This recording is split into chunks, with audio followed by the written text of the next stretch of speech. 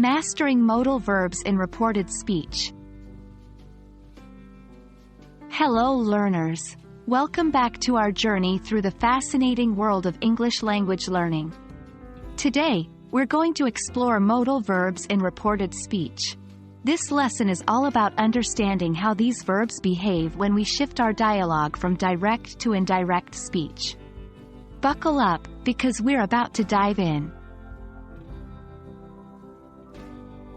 Before we delve into the behavior of modal verbs in reported speech, let's take a moment to understand what reported speech is all about. When we convey something that was said or thought by someone else, in their absence, we use what is called reported speech or indirect speech. It's a way to relate a message or information without quoting the exact words. For example, instead of saying, "John said, I am tired," we would say, "John said that he was tired." This is a simple shift, but it can get a bit complex when modal verbs are involved.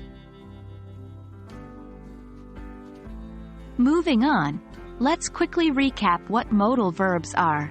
They're special verbs that add more information to the main verb, helping us understand obligation, possibility, permission, and ability.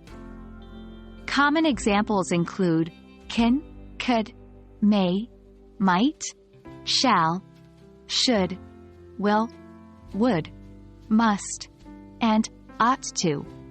Now that we've laid the groundwork, we're ready to explore how these modal verbs function within the realm of reported speech. Here's where things get interesting. The general rule is that when reporting something that was said in the past, we shift the tense back. This is called backshift. The same happens with modal verbs. For instance, will changes to would, can changes to could, and so on. For example, if the direct speech is, "I can play the guitar," the reported speech would be, "He said he could play the guitar." But hold on, it's not always this straightforward.